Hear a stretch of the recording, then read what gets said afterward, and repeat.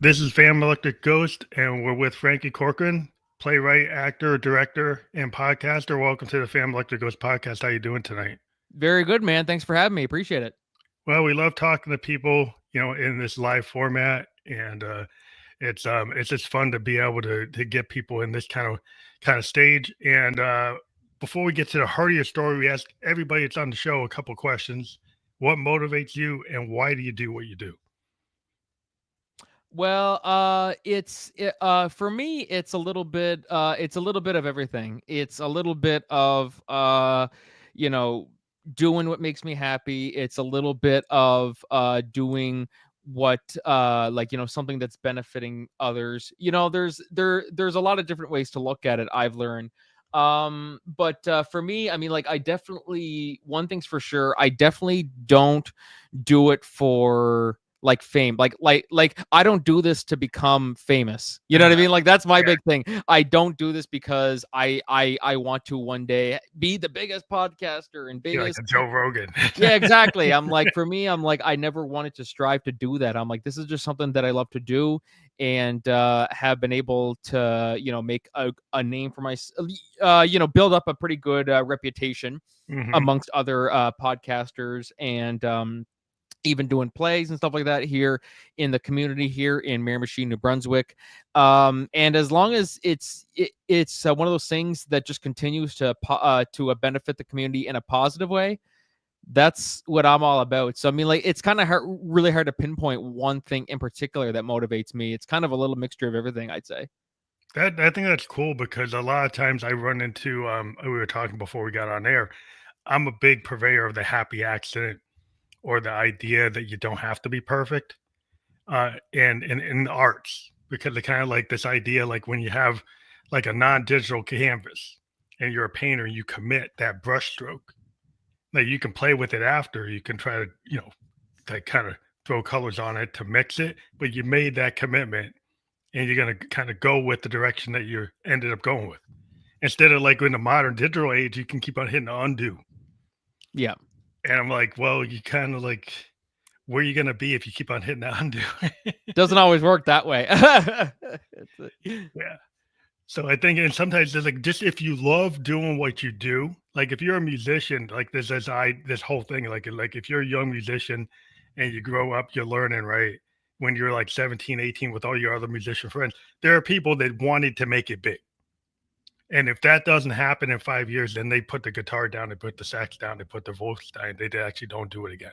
They But just, that's where the failure comes. That's where people fail, because they have these incredibly high standards, which, I mean, it's good to have goals. It's good to set goals of, I like to be at this point at this time in my life. But you kind of got to go into it knowing that the journey is not going to be exactly what you think it's going to be. It's gonna, you'll have some bumps. You'll have some, maybe things don't work out exactly how you had hoped. Maybe things don't turn out at all. But mhm, it's one of those things that you can't go in saying, like, set reasonable expectations is yeah. probably the best piece of advice that I could give to people. Somebody could be listening to this and going, why would I take advice from you? But if you were to take advice from me, that's the one that I would say. It's any expectations that you have of life or any goals, make sure they're reasonable. Like, don't say that, for example, let's say someone's going to go on a diet or something, and say, I'm going to have a six-pack by the end of the week. The end Yeah. of the week, today's Monday, I'm going to have a six-pack by Saturday. You're just like, okay, that doesn't Yeah, work that designed to way. fail. Yeah, like that's like you had the design to fail situation. Yeah, Uh, exactly. and the thing is, I think a lot of times, life is this journey, and the journey is the point. And a lot of people want to plan it out, but I'm kind of like the Jack Kerouac on the road type of mentality. Is like, you know, being out there, being a creative. A lot of what happens is you absorb things around you. You're able to kind of channel. And you don't know where that's going to go unless you want to refine it and say, I'm only going to do X. A lot of times the journey takes you where it's going to take you. And you get like a guy like a Miles Davis. He was the bebop king. And then he went to fusion. And people like treat him like Bob Dylan, go and Judas and say, why'd you do that? Well, because it didn't suit me anymore. I need to go somewhere else. sometimes like people who create a canon actually break their own canon. Yeah. And then That's people actually a freak really, out. really good analogy. I like that. People freak out. Even to this day, there are people that go, hey, I don't like his fusion work. I don't like any of his other work. I only like the bebop. That's fine. That's what you like. But Miles had a different direction. Yeah, no, and that's exactly it. It's really, you can't really compare yourself to others too much, because that's you're destined to fail right there. That's Yeah. the thing, when you're constantly saying, well, this person did that, this person did that, this celebrity did this. Like, let's say, for example, I don't know. Well, I want to be a big CEO one day, and the a CEO of an AI company. Well, look how it worked for Andy Byron. You know what I mean? Like something Yeah. like that. Yeah. For those of you guys who don't know, that's of course the Coldplay, the CEO who got busted at the Yeah, you Coldplay don't know concert. what's gonna happen. It's like you could have it all planned out, and then you're on the freaking big monitor. Which to me, I'm like, that's dumb right there. I'm like, you're gonna have an affair. Okay, Go in the maybe public don't place. have the affair, but if you're gonna have an affair, just for argument's sake, first off, yeah, just don't do the affair. Don't go That's on the just jumbotron. Don't go like where you could be on the jumbotron. exactly. And like, it's not even the Jumbotron's fault. It was just the person was just doing their job, looking around and seeing, okay, who's a cute That's couple? interesting. Oh, Yeah, look, he's yeah, holding her. You know what I mean? He's got his arms wrapped around her. yeah. Well, they're And looking for their moments. And, they were trying to be their creative. It's like that looks like a good moment. exactly. And then all of a sudden they're being treated like the bad guy because they busted these two people Well, who are they did having an their affair. It's job. like, Okay, their job is to do that. It's like that's not what. Like, how would they know that you don't want to be on? Like, you didn't that's the sign. thing. Did you sign something to say I will not be filmed? They must sign waivers though, or actually no, they probably don't even sign waivers. They probably just go into these games or end concerts knowing that that's a possibility. So Yeah, it's it's all like, you have if to you don't find want to be print. seen, just don't go. It's all you had to find print on your ticket. You did read it. Yeah, no, exactly. But then there's like a million people there. How are you gonna know where everybody is? Well, I guess seating arrangements and stuff like that. That's one way to put it. But yeah, just don't have the affair. That would Yeah, solve well, everything. that goes back to if you blame everything outside yourself. Like I'm a big purveyor of like this idea of the Victorians had the looking glass self. Yeah. If you're a creative, a lot of your work is done from the inner work you do to kind of self-analyze yourself and then mix it with what you've picked up from the outside world. Because like I said before, like we're sponges. As creatives, like we kind of notice things that maybe other people don't notice. And then we also tie that back to our own internal and our kind of dreams and subconscious. And we're able to call on that and kind of mystically, well, not mystically, but we kind of synthesize it into something that's relatable or or art. Or maybe it's not relatable, but it's art.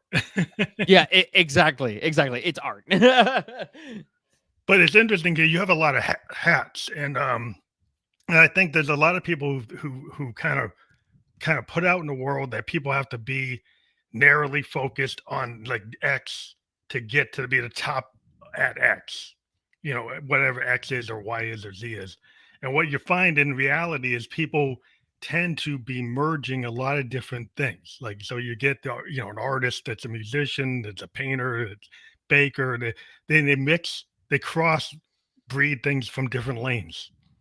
And a lot of people will try to go distill that and say, well, I'm just, when somebody wants to know what you are, you'll say X, but you're really more than that.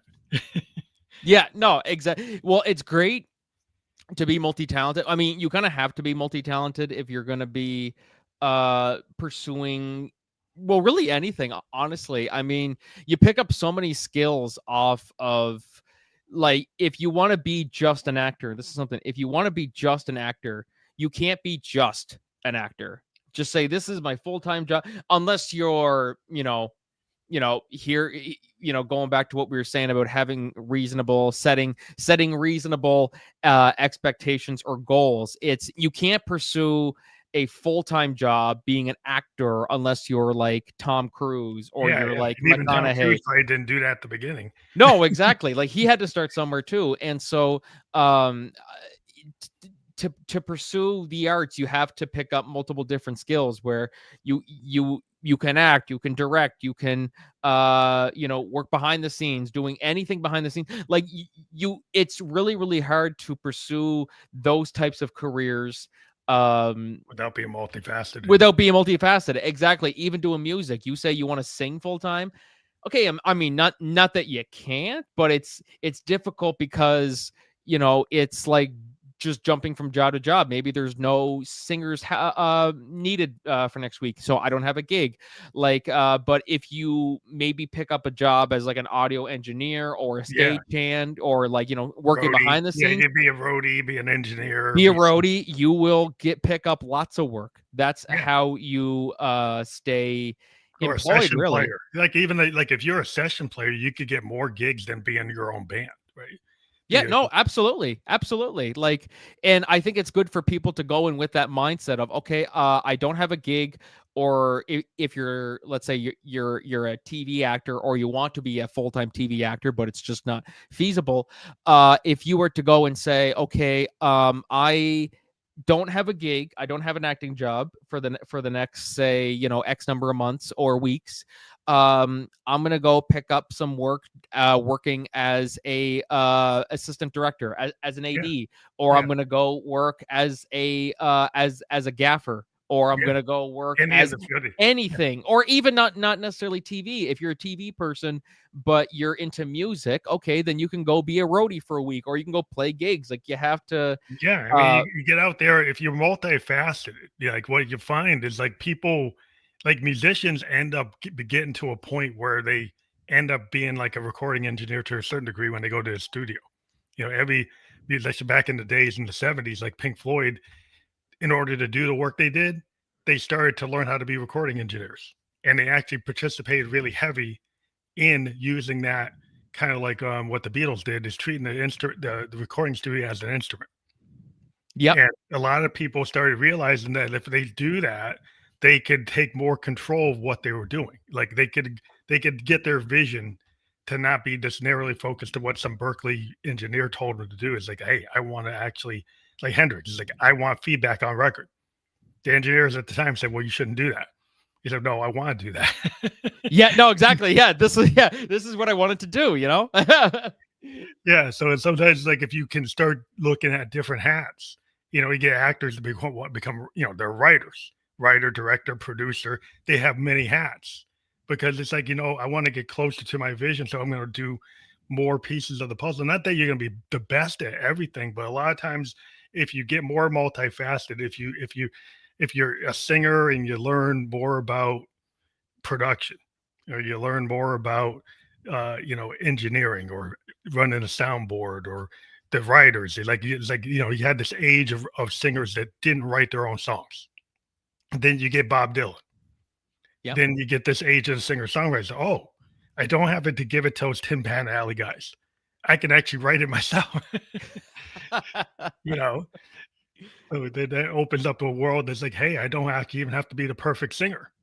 Exactly. Like, I can't sing, but I could work behind the scenes. I could be a roadie, I'll lug the equipment in, Yeah, it just gets you out there. And now people are able to do independent films on their iPhone.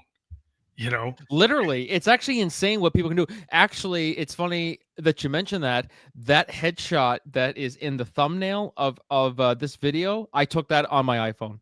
Oh, wow. Someone asked me, they saw that. They said, what photographer took that? I said, me, with this. Yeah. Because you can do a lot of stuff, and they do it yourself. Now, there's always people say, well, you shouldn't master your own record. Everybody knows that they say that. But there's a lot of people that actually, in the indie world, and the kind of, if you go into underground, in order to get that thing into the world, like they might have done it on Bandcamp, but they've done it themselves. Now, eventually, when they get more money, more resources, they'll give it to a professional. But there's nothing wrong with like doing some things, learning some aspects of the industry yourself. Really helps. Well, I mean, something that's a big thing now too is doing stuff like recording stuff from home. We're able to do so much from home now. Even this right here, I'm literally doing this from my bedroom / office / me recording too. studio. I'm in my So bedroom the fact production suite. that we're able to network in this way, like there's people who I see now are making their livings literally off of doing just commercials and stuff through what we're doing. We have the technology, we have these amazing Shure microphones, or not just these microphones, but I mean there's so many amazing Gear. pieces There's of gear. equipment and gear that you can use and literally just do it right from your home. So there's benefits of doing it from home. Preferably, I'm for some people, well, maybe not for me per se, but I'm sure there'll be some days where I'm like, I can't really focus on home. Like I even do that if I'm writing.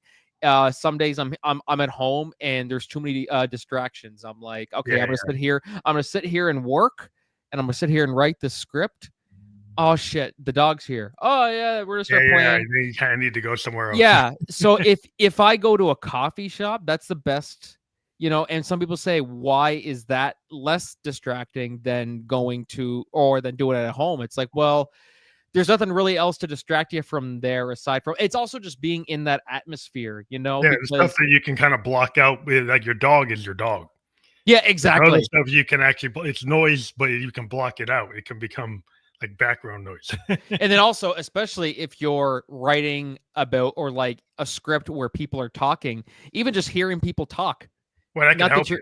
you're, yeah, not that you're eavesdropping on what they're saying, but No, you're but kind of that's just the thing. getting a That's sense fun. of how they talk, and you can write realistic, believable dialogue through that. So I think that's a great benefit, doing it, in cafes and stuff. But even as going back to the recording part of it, where we're in a day and age now where people can literally just do like what we're doing from home. And I think it's in some cases it's better to be in person.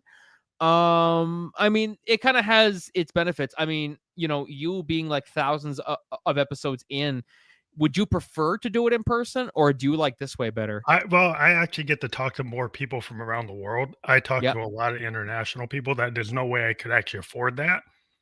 So, like, if I'm talking to somebody from Germany, somebody from Japan, somebody from Netherlands, to physically do that, it's I a would lot. need to have the studio, right? I would have to have the budget to get them here. And so Yeah, I'm allowed to do stuff that I couldn't have done. Um, and so like it's cool if you had a budget, but you don't have the budget. So I think this format for the last since 2016, I've been able to talk to people from all over the world that exactly. there's no way I would have been able to do it.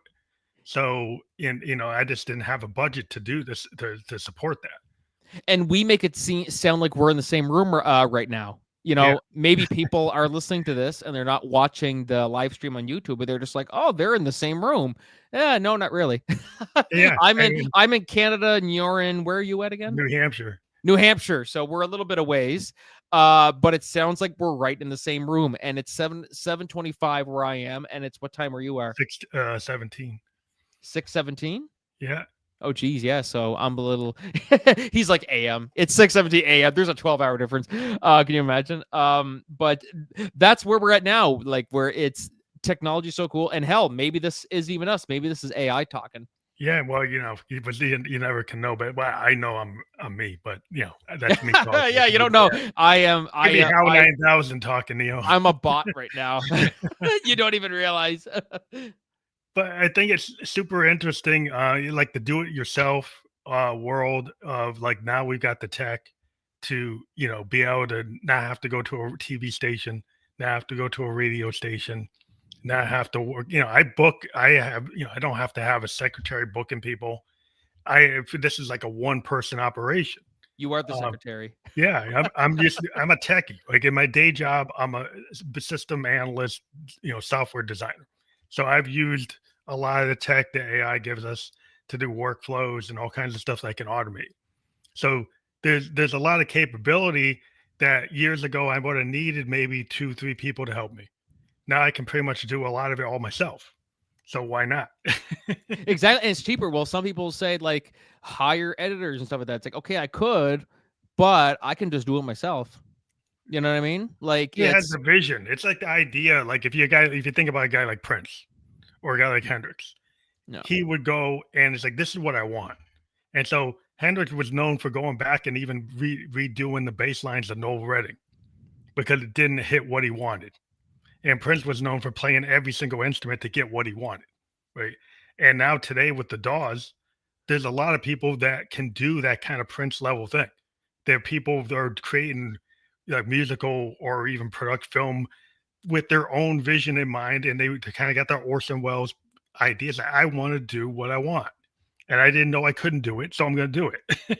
Well, it makes it easier too, because then you're not going back and forth of like, okay, how'd that turn out? No, can you change this, or can you change that? And then they change it again, and then you're like, nah, it's still not what I want. It's like sometimes it's better if you have a vision to just do it yourself.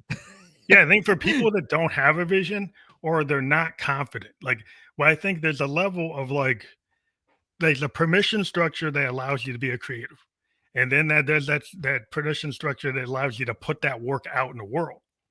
Now, the person that's willing to not only just create it, but put it into the world and not be hurt anytime somebody doesn't like it and continue to grow, that's a certain type of person that can handle that. Other people is like, well, no, I need a lot of help to do that. And Yeah. other people have a way of, they get teams together and they can put it together, but other people are very self-directed.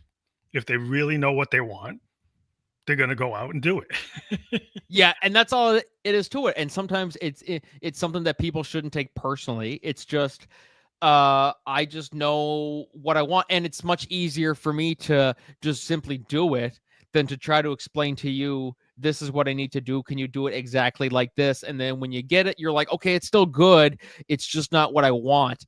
Maybe I'll just do it. Here, like, just give it to me. I'll do it. Yeah, I think that's interesting because like there are times when I've been in bands, but Right. I've always been kind of like the alpha in the band where I was like writing the song. Right. I even if there was a guy singing the song, I was writing it. Right. And then I said, you know what? If I'm going to end up writing it, I'm going to end up singing it and do the whole thing.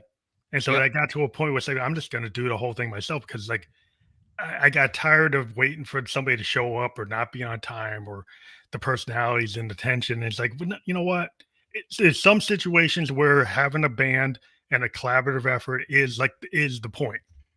And other times it's like, I have a vision. I know what I want to do. And I'm just going to do it because I want to get it out. I don't want to wait 2 years to get it out. I want to get it out like now. Yeah. And I think it's also good too that you are doing your podcast. By the way, yeah, I just turned up the volume on my mic too. I just realized it was kind of down. People are like, holy God, his voice just spiked. It's even doing podcasts, it's easier to do by yourself because you're not having to rely on, if you're doing a podcast with like 3 people, like, do you think you'd be able to do your podcast if it was like you and 3 others? Like at the pace that you currently do it, could you do it with 3 people, or is it easier? Probably not, because people would start messing up on the schedule. Yeah, that's the hard part about it. That's the problem. It's like when you start getting the schedule starts getting complicated, then it starts dropping. Like I had a couple of times where I actually had co-host. Like at the very beginning, I worked with Rock Tunes. We did this thing that was not really Fam Electric. It was our own thing. And we did like 6 months of talking about music. And that worked because it was like me and him. We could 2 people I could control. And then I did this other thing with another musician. We did it for maybe 6 episodes. But it was like scheduling. It started to get in trouble. And we would bring somebody on, maybe have an artist. So we'd have 3 people on, and it was cool. But it was really starting to like, oh, well, we got to work schedules. And I kind of I like to talk to as many people as I can. And if it's just me, I can schedule as many. Sometimes I'll have 2 or 3 episodes in a day live. And, trying to schedule that with 2 or 3 people being on the show itself is like, wasn't working unless I paid them. Yeah, no, exactly. Like, and that's the part, like, let's say you get a big guest and you have your 2 other co-hosts, and then one of those co-hosts cancels last minute. And they're like, oh my God, can we reschedule it? Well, no, we can't reschedule it because we just got this person. Well, what do you mean? And then that causes butting of heads. It's like, well, buddy, I'm sorry that, I don't know, you had a sore tummy when we were trying to interview Donald Trump or whoever. I don't know. Yeah. If you get some big guy, you don't want to drop out just because like your internal staff can't show up. Yeah, Yeah, exactly. I don't know why I said Donald Trump. I literally yeah, just said the yeah, first yeah, person. yeah. I get the idea. You get this like, big celebrity, you get to show up. Like when it ends up being easier. Like it's like this idea of you like the punk aesthetic. What I loved about the punk aesthetic is like you show up and you have heart and you can do it. Yeah. You go back and you look at bands like I don't know, big time in the bands like Husker Du. They actually did an album like in a warehouse in like 24 hours. Um, and when they did it, it's like it was called Zen Arcade, and they didn't go back and do heavy editing, and they got like 5 stars in Rolling Stone because it was like this in the moment kind of just that. Yeah, it had a lot of heart, had a lot of passion, and it is what it is. Everything was like second take, first take, third take, and I was really impressed with the fact that they just wanted to get it done and didn't obsess about trying to make it perfect. And it's in that moment that they did it, they captured something. And that to me has always been like what that's what I like about art. When people can actually express themselves to exactly what they wanted to do in the Yeah, moment. art is the best. Like art is really, it helps people in a lot of different ways. And like yeah, like it's kind of hard to put into words really. I mean, like unless someone really who doesn't understand, like trying to explain that to somebody who doesn't understand is kind of difficult. It's like you got to actually be able to experience what we're doing in order to understand it, if that makes any sense. Yeah, because I think a lot of people I've talked to some people. I had this one guy, I won't get to his name. He wanted to be a podcaster. He had saw me doing it for like 2 years, and he kept on obsessing like I can't do it unless I have this gear, this equipment, all these things. I say, hey, when I started, I just did it on a phone. Yeah, Right? literally. It's like you don't have to be perfect, right? I kept on telling like, if you want to go out the gate, just start it. Like the biggest hurdle is you actually start it, right? And that's what I tell a lot of people, like even artists, they got all this stuff sitting in their attic or sitting in their loft or sitting on the floor, and it's like they're so scared of putting it in the world because they don't know what people are going to think. It's like you got to get it out, you Yep. know. That There's only that's one way, especially if you want to do it. That's yeah, the one thing. If you want to make a live or maybe not make a living, but you want to do something like this, you got to put yourself out there, man. Like you got to, and even someone who wants to like if there's a musician who wants to sell his music and stuff like that, well, you got to put your stuff out there. You can't just record it, put it in a shelf and go, nah, nobody needs to see that. Maybe I'll get around to it. No, that's not how that works. You got to make the calls. You got to book the gigs. You got to yeah. You talk to got to you got to producers get and out stuff. and like tour and get Yep. a fan base. Do the merch, build that kind of word of mouth.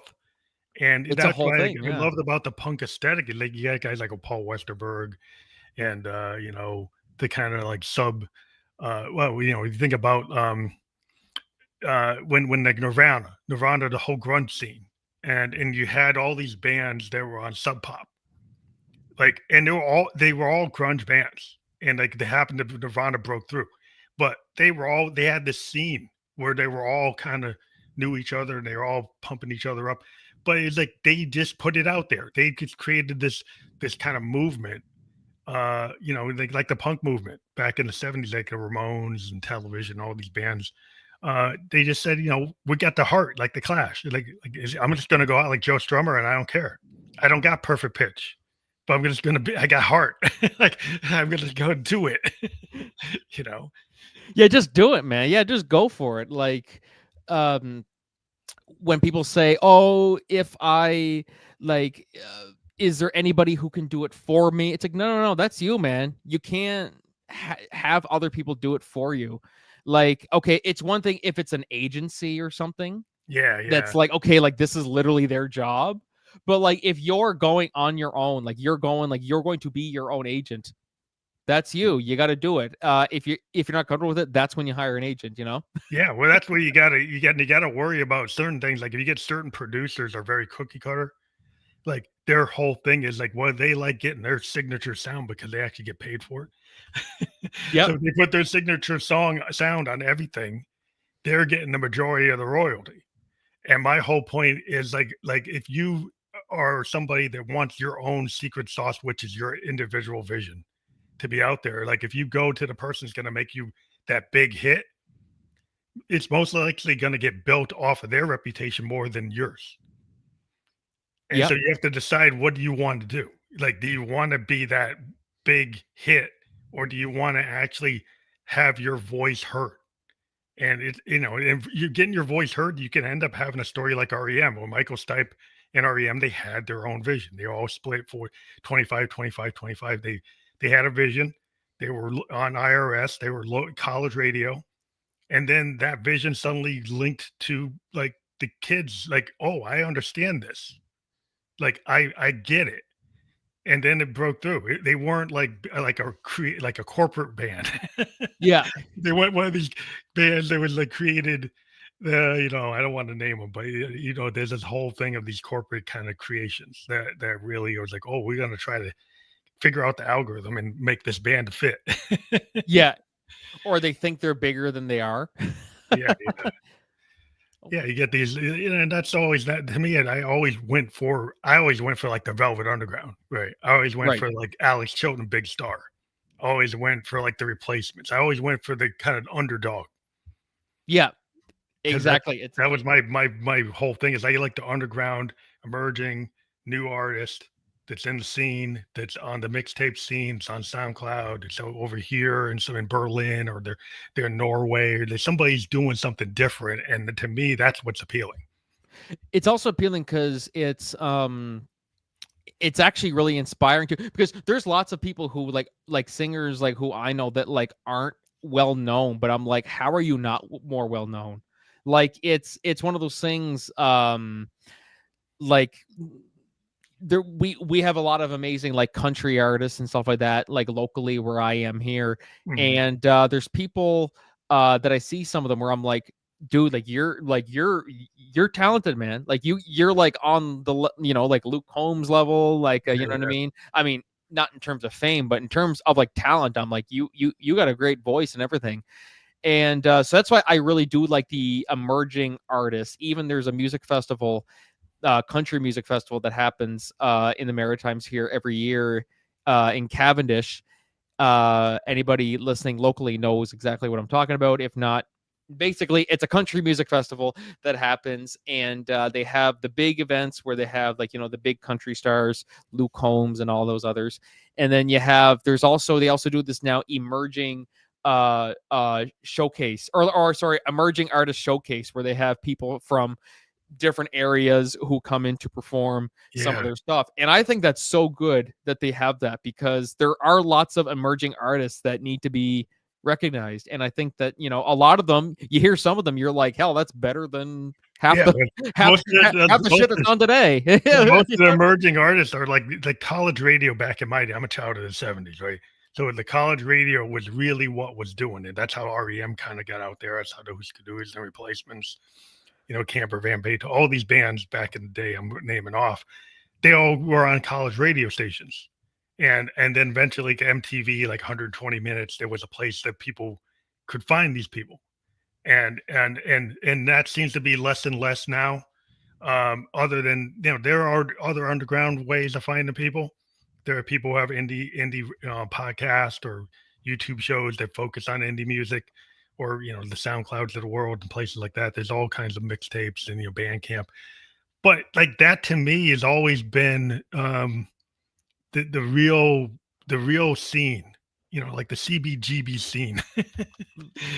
Like is that's what I'm looking for. I'm looking for something like that, where I'm not necessarily looking for what's in the top 20, 30. That's not my interest. No, exactly. Like you're it's even like when you look at some of the highest grossing films of all time, and you look at them and you're like, okay, how many of these movies are actually good? You know what I mean? Like you kind of start looking at them and you're like, which ones Indie are films. actually good? Like you look and there's like a bunch of the Transformers are on there, and you're like, why is that? Like, so that's what's that's going to nourish the soul. Like if you go see a good foreign film, a good indie film, it will usually nourish the soul, versus like the big high dollar, big budget films. Yes, exactly. Somebody telling a story. I'm just kind of pulling up on here to see highest grossing films of all time. See, like a lot of them are really good, but then you get to like what's one on here? You get to Black Panther. Black Panther I find is kind of overrated. That's just my opinion. I don't think it's bad. But then you got Furious 7 on there. I'm like, okay, that's not bad. But there's some of them on there. You're like, okay, like which ones are actually good movies? You know what I mean? Like, I would just go say point out like Orson Welles films are probably nowhere on there, and like yeah, the no, Third like, Man, like and I'm seeing what else there. Well, there's the Citizen Beauty. Kane, you know, is probably not on there. No, Citizen Kane. No, that was there's no way that's Touch on of here. Evil, you know. Parts of the Caribbean 4 is on there. It's like, okay, that wasn't bad. That was modern era stuff. Yeah, like they're like all modern era stuff. So then you look at like the only one that's like older that made a lot of money is Titanic, which is at number 4 as the highest grossing film. But let me look at Citizen Kane just for craps. I'm just curious to see what it says. 1.8 million. Yeah, but see that doesn't show you, like, just because the money, they got the money doesn't mean about the quality. I always try to point that out to people, because like you run into something like, you know, I'm a jazz guy and I like Sun Ra. Sun Ra was like recently discovered to be like the jazz equivalent of like the Velvet Underground. Yeah, like an American jazz band that was around since the 50s that went like from like bebop into fusion and experimental jazz at the same time, or even before Miles, and is considered to be like a super like prolific inspirational band to a lot of jazz greats. Like if you ask them, they'll say like Sun Ra inspired them, right? They understood that they were innovative, but they weren't widely known. But just because somebody's not widely known doesn't mean they're not good. And I think we're living in an age where the number of views, the number of likes, the dollars is kind of killing the idea of innovation and like artistic value. Like even podcasts. I mean, there's lots of podcasts out there that aren't in like the top 200 or anything like that you're like, why is this not in the top 200? You know, why is Phantom Electric Ghost podcast not in the top 200? You know what I mean? Like, yeah, well, but you know, people like whatever's gonna give them like the big high dollar vision, or the what, you know, trips the algorithm. That's what everybody's interested in. But like I say, you know, I always point out like William Blake, the famous poet, was not known in the Victorian age. He died in the Victorian age, and his work was found in a barn, and he was only became famous after he was dead. Right. And that's the sad part about a lot of them. A lot of them don't get discovered really until it's too late.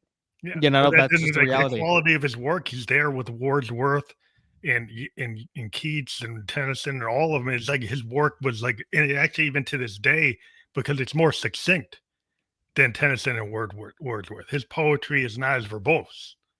And actually a lot of songwriters have kind of keyed in on his style, and it influences like a lot of different media and different art forms because of what he did. And so somebody's impact doesn't always get represented by like the monetary value or the popularity.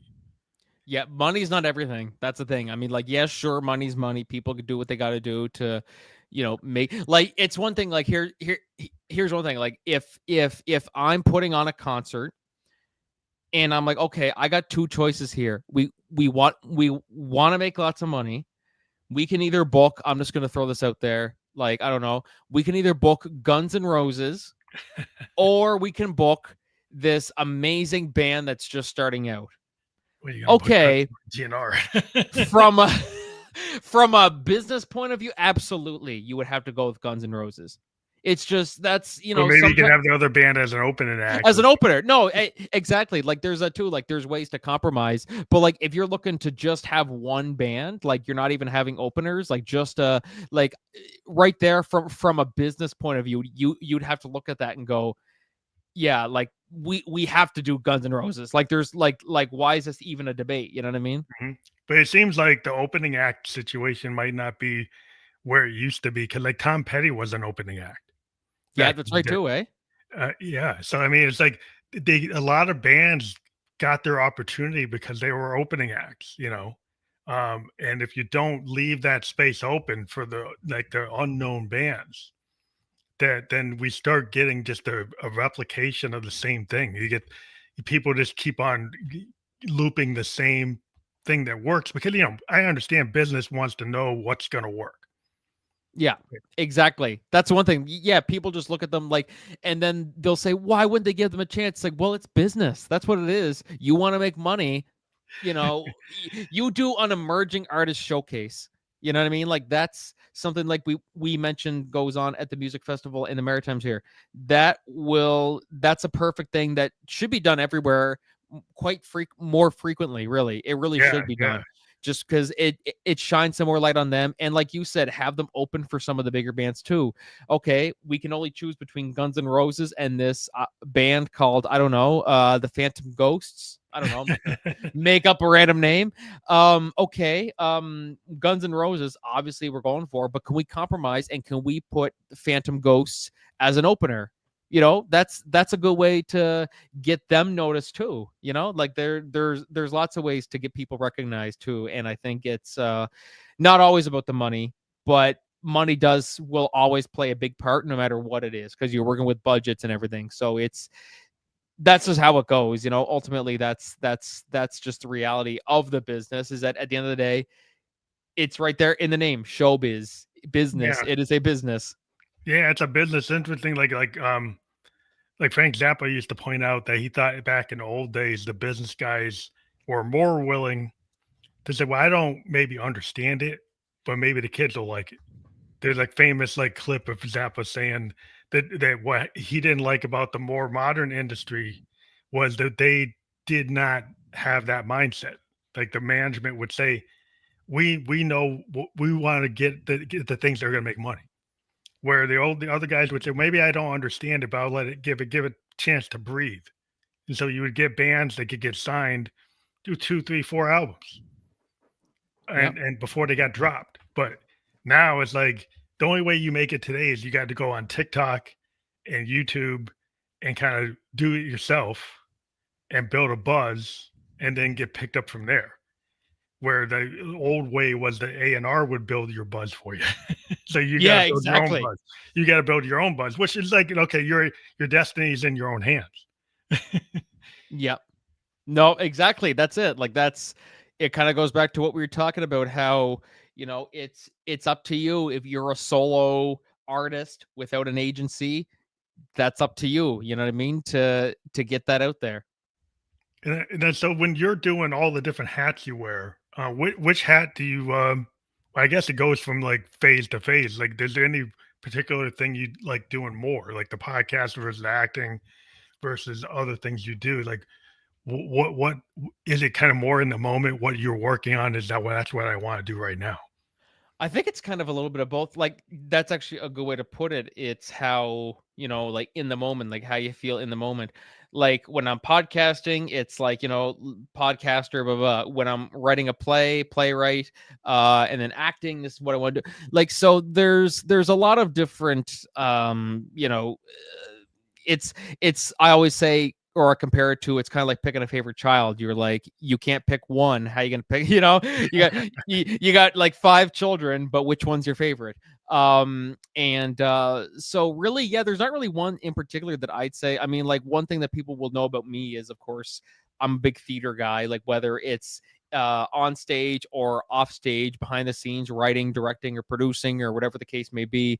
I think just as a theater guru, I think that's probably a good way to put it. And then theater guru and podcaster, I guess maybe is a good way to put it, because I mean, as I said, like with theater, there's not really one particular thing I do that, like, I mean, I'm kind of liking more behind the scenes work. I still director, being on the stage. Is that like where you are now? I'm kind of, well, like I still do lots of acting and stuff like that too, which is, fun and everything.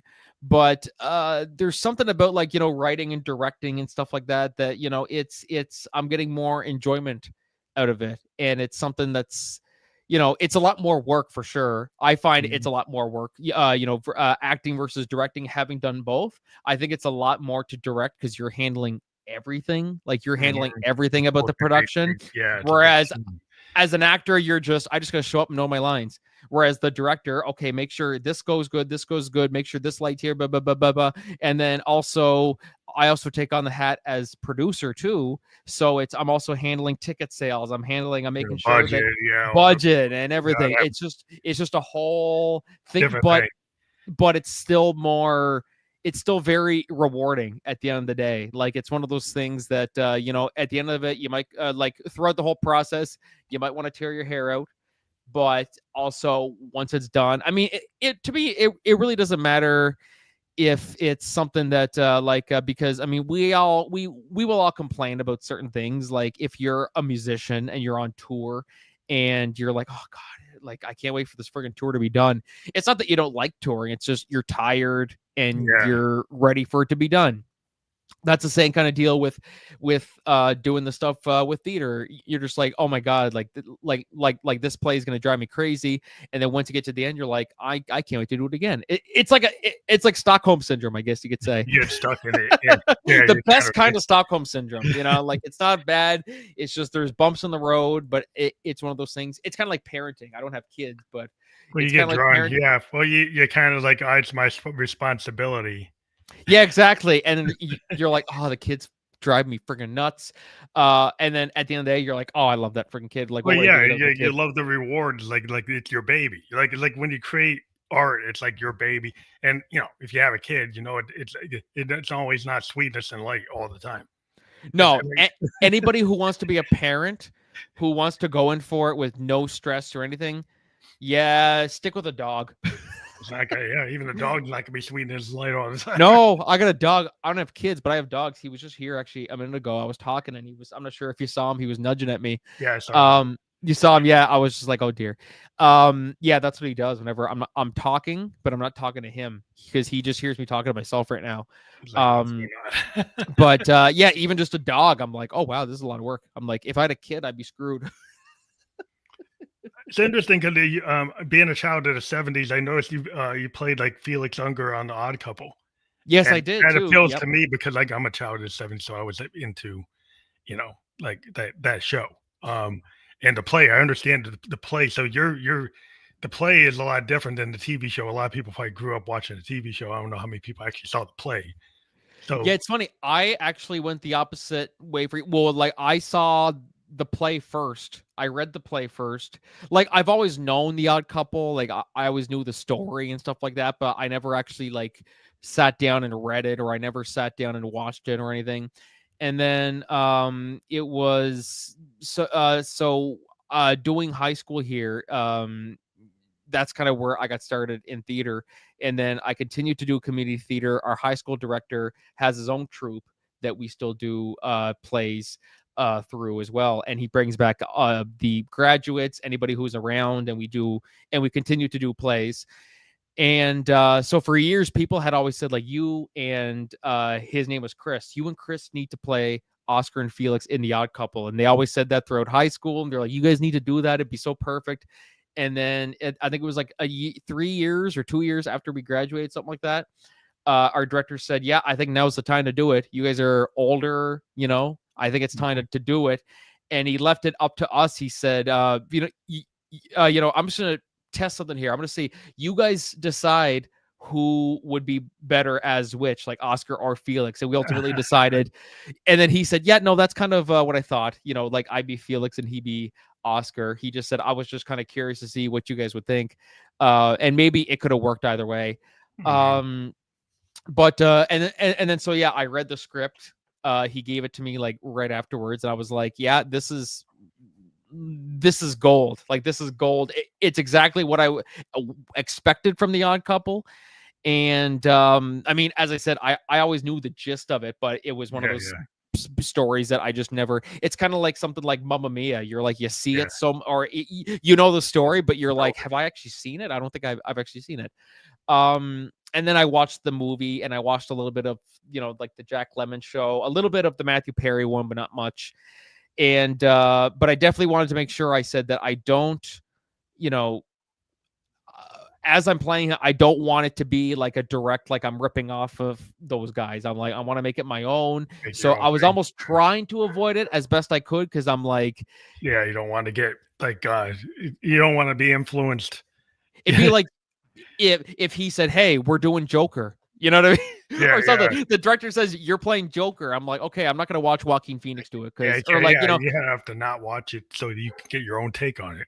exactly. That's the thing, and that's why it's a big task for a lot of like the big actors and stuff um like Robert Pattinson taking on Batman, where it's like there's been so many iterations of him, and he's like, how can I make this my own Yeah, without making it sound like, because no matter what, people are going to be saying, oh, he's trying to act like Christian Bale, even though he's not. It's or, just or that's he's just trying.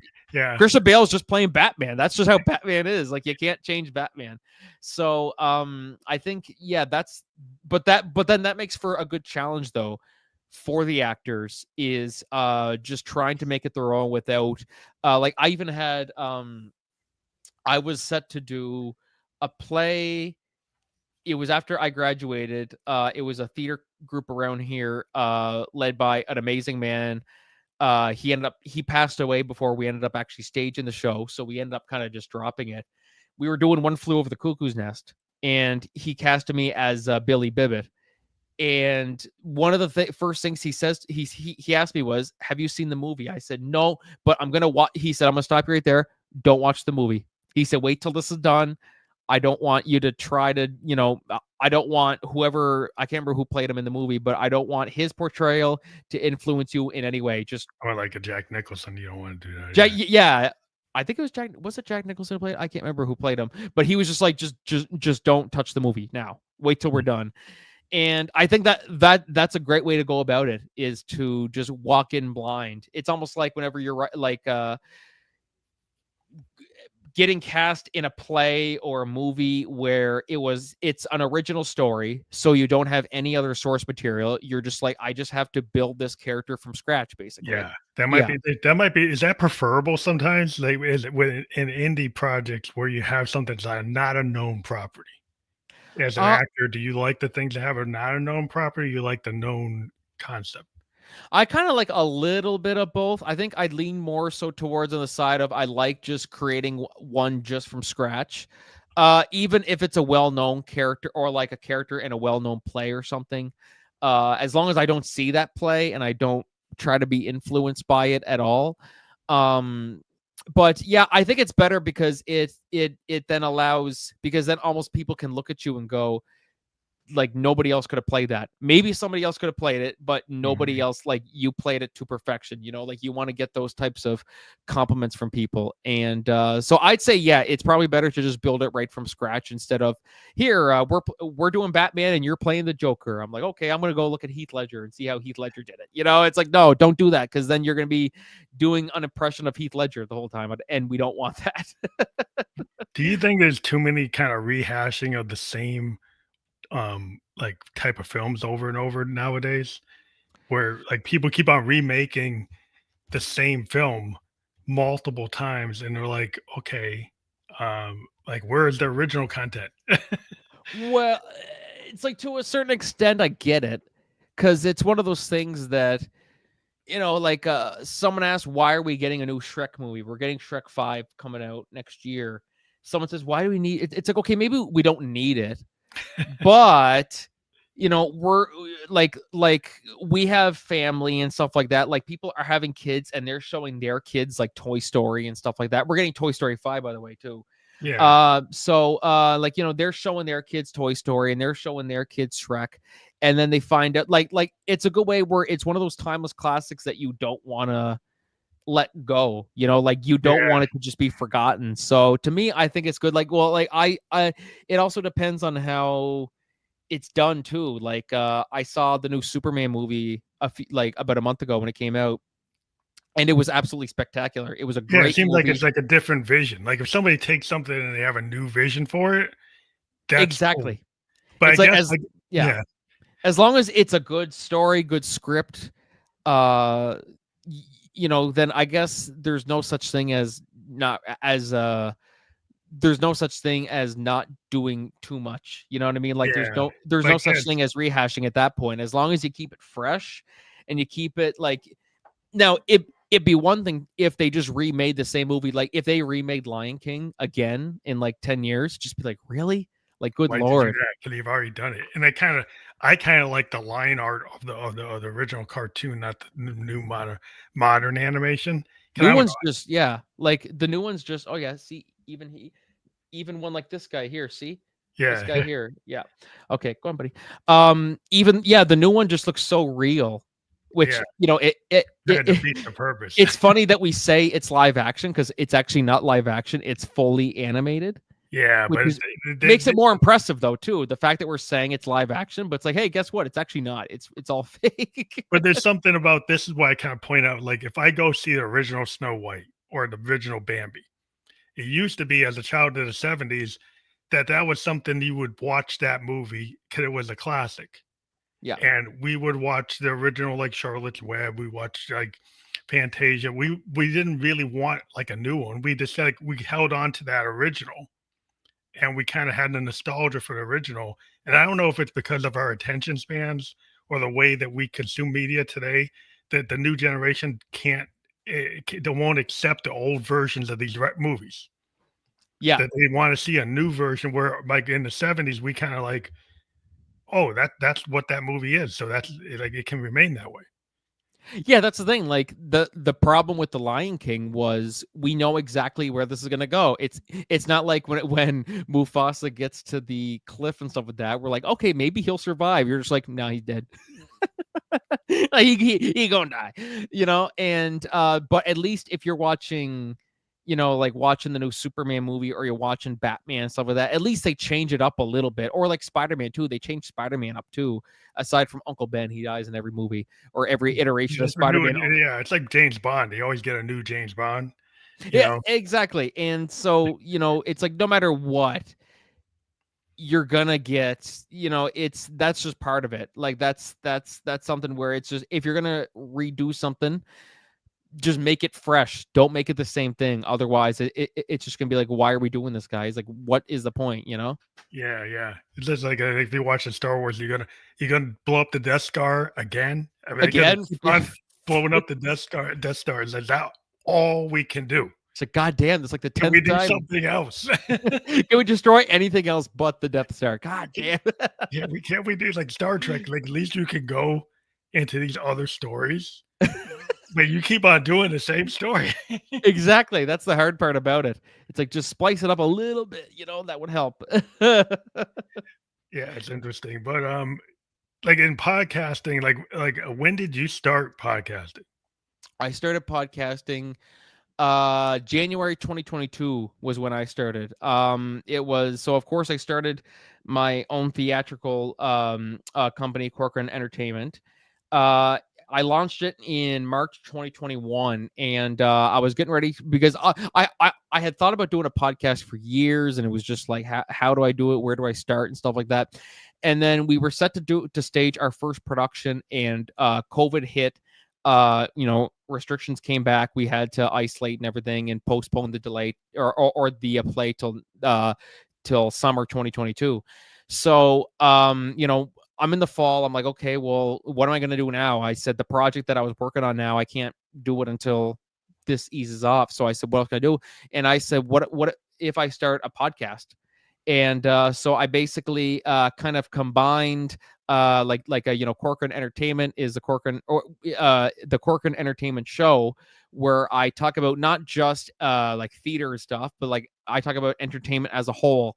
Bring on lots of actors, and I've had some well-known people in the industry as well too have come on, people from all different walks of life in the industry, music, TV, movies, theater.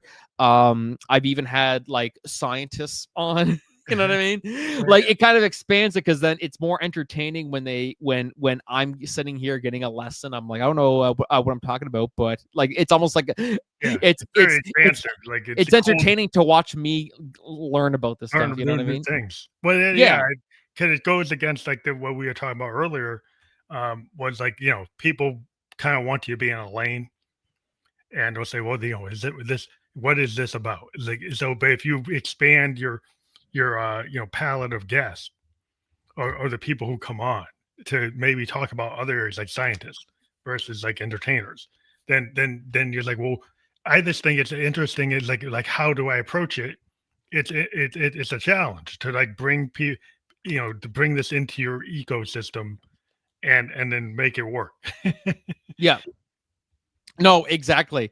And it's good, like, just for it's good for networking too. I mean, like, through some of those guests, I mean, like, I've been able to make some affiliations with them, and people can buy some of their products using promo codes. Yeah. The promo code Corcoran and stuff like that. So, like, we've been able to network through that, and Like your it's been great. expands. And I even got to meet you too, and I'd love to have you on mine. Oh yeah, Sometime we too. like to do that. I like to cross. I haven't done that in like a year.